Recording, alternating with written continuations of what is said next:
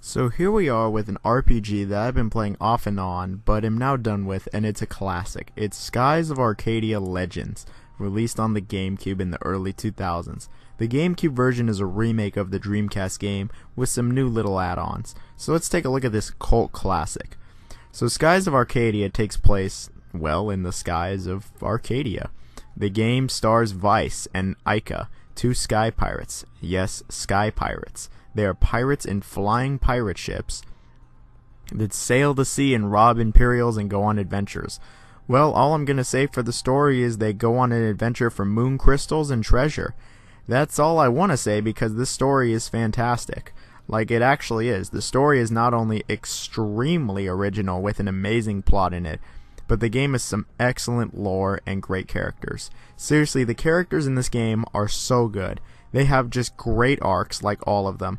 I would seriously say there is not one bad character in Skies of Arcadia. Like, if I could gush about one thing about this game, it would be the characters. Like, everyone in this game is so well written, has clear motivations, and is just good. It is crazy how good every character is done in the game. I have nothing but positives for the story. And there are a few predictable parts, but there are more less predictable parts, so I mean it evens out. The pacing is just really good as well. Man, I just have nothing bad to say for the story. This is one of the best RPG stories I have ever had the pleasure of experiencing, and that's why I don't want to spoil any of it all these years later. It's just so good. It is just so original, and it's just a breath of fresh air. There is a reason that the story is just such a cult hit and cult classic, is because it's just so good. But anyway, that's enough gushing about the story. Let's go on to the gameplay. There is two types of gameplay in the game: the on foot and on the ship gameplay. We will go over the on foot gameplay first. You play as Vice, the main character. The only thing you can actually do when running around on foot is interact with the world. It's pretty standard for a JRPG, but you can't actually do any more than that. The game is your standard JRPG on foot. You explore around areas, interact with NPCs, and when you're in certain areas there are random encounters like a classic JRPG. So on to the battle system. The game is a turn-based JRPG. You select commands for your party, which is usually 4 members, and go. In between that, the enemies go as well. There are quite a few things that you can do during battle. You can do a standard attack and guard like most RPGs. In addition, there are 3 more types of attacks. You see at the top of the screen a bar fills up. The bar fills up every turn. Now every move requires SP, which is what fills up the bar. So if you don't have enough, then you can't use any other moves besides attack. There is magic in the game as well. This magic uses SP as well as a character's mana. It uses both. So along with their standard health, they have the mana. It's pretty standard stuff in a JRPG. But this magic uses both mana and SP that fills up at the top of the screen every turn. So the magic is actually really varied, and there were a bunch of different spells you can do. But the thing is, almost everyone actually shares the spells, which is kind of weird. They also have super moves. Every character has unique super moves that use up the SP, the thing at the top of the screen, and are easily the best moves in the game. These are what you'll probably be using the most besides just basic attack. Then lastly, if you fill up the SP bar all the way, like you max it out, you can use an ultimate move where you just nuke the enemy basically. So SP, the thing on the top, like I've mentioned a couple times now, is very important in the game. And you can actually speed up how much you get if you have your character focus during their turn. Focus means though they give it up, like I said, and you get like 2 or 3 at the most SP points. But those are bonuses in addition to what you would get after the turn. Then of course you can use items, which are pretty standard. That's the gist of the battle system on foot. There is very little, there's only a few little nuances, as well as being able to counterattack, which is purely random, but works both ways. Where after a standard attack, you can counterattack, or vice versa. Or how the characters actually move around on a 3-dimensional plane. And this works well for lining enemies up for super attacks. Also the colors. Every enemy in the game has a color, and certain colors are weak or strong against others, and you can change the colors on the fly. So you want to use the color that is strong against the enemy. Like a color like blue is weak to red, so if the enemy is blue, like if their color is blue, change to red before you attack and you'll do more damage. It's standard JRPG stuff really, but these little nuances, as small as they are, like the SP bar, they make the combat feel really unique. There is also a standard leveling up mechanic in the game as well. Now comes the ship gameplay. You can fly around your ship in this pretty decently sized open world. When you start the game, the entire map is blank, and you actually have to discover all of it. This is really awesome, actually. It's a really good idea, and it makes exploration really fun. You fly around in a three-dimensional space, and you can even change your altitude. In this world, there's a bunch to explore, like new locations, discoveries, and they're all hidden locations, and they reward the player with treasure. When you are just flying around, you're in the ship battle. Like when you aren't just flying around. The ship battle is very similar to the regular battle with the SP bar at the top and everything. It's just now you do 4 turns. You do 4 turns per turn, basically. You get 4 commands like a regular battle, only it's all the ship. Also, instead of your attack or super moves, you use the ship's weapons. It's not that different from the standard JRPG, but it has a bunch of other nuances that make it feel different. It feels really different from the on-foot battles, even though just explaining it now, it didn't seem so different. Both combat styles I think are really good. However, I will say the ship combat takes the edge on being more original, that's for sure. But that is the general gameplay of Skies of Arcadia. You explore these dungeons/mazes that are in the game. There's a decent amount of them. You get into random encounters, and then when you aren't doing that, you're exploring the skies, exploring the map, seeing what there is to find, and then getting into battles in your ship as well. There are tons of side stuff to do in the game besides the main quest. You can take up bounties, you can find the collectibles hidden throughout the world, you can do side missions for more crew members, because if you have more crew members, then you get more moves for the ship.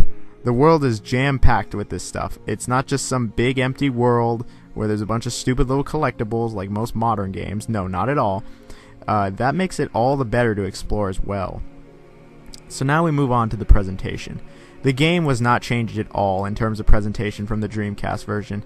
Now the original game, I thought it looked pretty great for the time. It looked pretty awesome, but in 2003, when this game came out, the game looked pretty dated, even for the Gamecube.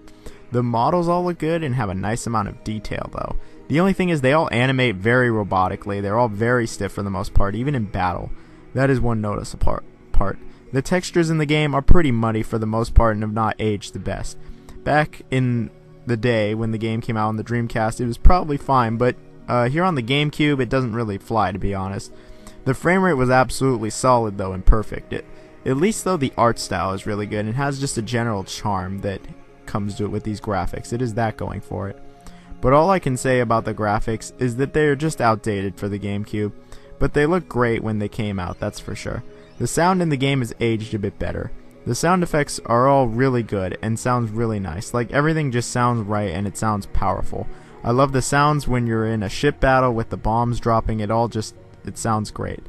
Just generally sounds good in terms of the effects and combat noise. The music was good, but not great. It was just alright. It wasn't bad or generic or forgettable, but it was just alright. There were a few really good tracks, but most of them were just generally okay, like the battle theme. It was just it's alright. That's just generally how I felt about the music, though. That it wasn't like mind-blowing, it was just good. There's a little bit of voice acting in the game, but it's mostly just a word or two. These are fine, and I don't really have anything to say about these. The writing was very good, so these little sound clips are just fine.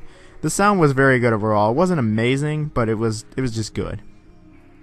But now it's time to talk about the stuff that wasn't good or amazing. The stuff that, I don't like about the game. So I guess while Skies is really good, it's not a perfect game. I have a few little issues with it. My first issue is the lack of explanation for this entire color system during the battle. The game does not accurately describe to you that certain colors are weak to other colors. They literally just say, oh, if you don't do any damage, try a different color. And I just had to look it up. The game just doesn't really explain it that well when it comes to how this whole color system works in battle. The rest of the battle system with the SP bar filling up, I think it was all described very accurately, but not that. The game can feel a little cryptic at times, so if you're someone who needs quest markers, you're going to get lost. I was still able to beat the game just fine. I'm just stating that it's easy to get lost, but sometimes you want to get lost in a game like this. I have really only one issue left, and it's a decent issue because Besides this one, I'm having trouble finding any other issues. My issue is that the battles take a long time. They don't take a lot of time because there's a lot of turns. They take a lot of time because the animations take a lot of time. This is in both battles. It's less prevalent in the on-foot battles, but the ship battles, it is most applicable. What I mean is that the animations can sometimes just take a really long time. Sure, it's cool the first time you see some of these animations, but they really take a turn for the worse and tax you by the 50th, 100th, 200th time. It gets really old, and the amount of time you spend just watching these animations really adds up. In the ship battles, it just takes sometimes way too long. I know it's all cinematic and stuff, but it just takes a long time. There is no way around these, and they just take a long time. So there really is just a lot of waiting around if you watch the ships fly. Now this could be argued for many other JRPGs that the battles just take too long. A good example is most people feel that the Pokemon games on console just take too long when you have to watch all these animations. And you know, it is what it is, to be honest. That's applicable here as well. I mean, some of these battles, they can just take a drag because you just have to watch all these animations. The ship battles take about 3 or 4 times longer than they should because of the animations alone, and I would usually actually end up doing something on my phone as I have the game playing in the background because these take so long on the ship. They only get longer as the game progresses as well. Like, seriously, I'm not exaggerating when I say some of these ship battles took me upwards of 30 to 40 minutes for one battle. I mean, I know I suck at this game, but that's a long time just to be watching these animations. For the most part, there's really not that much input in this either. It just kind of gets old.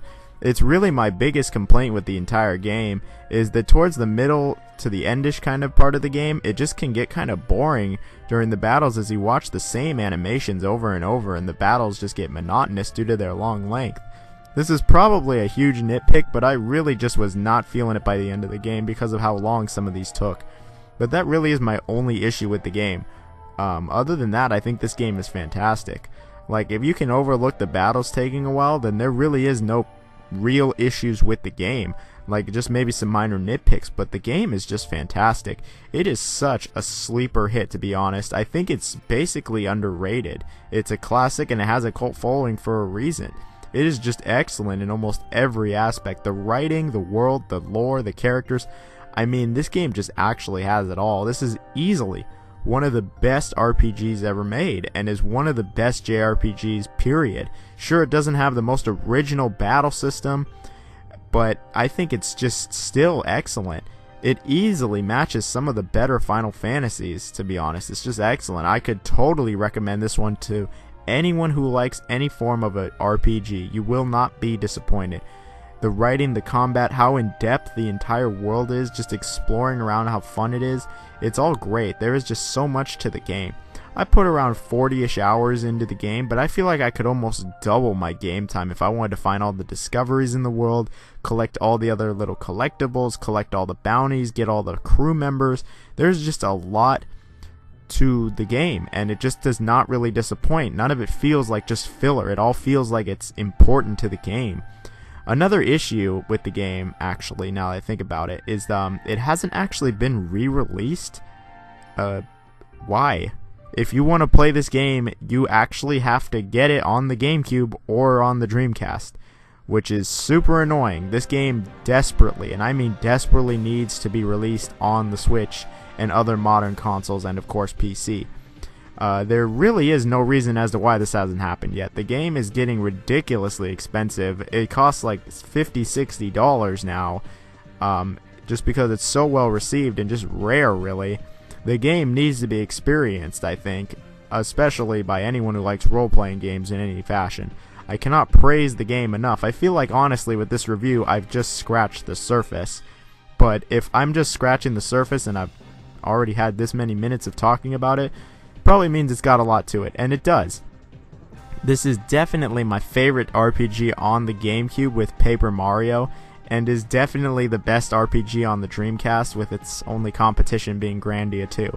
The bottom line is, check the game out. Like, do yourself a favor, play it, love it. Hopefully it does eventually re-release, because I really want more people to play the game, and then maybe it could be a series, or I don't know, go somewhere, and nothing has happened with Skies of Arcadia since this released on the GameCube.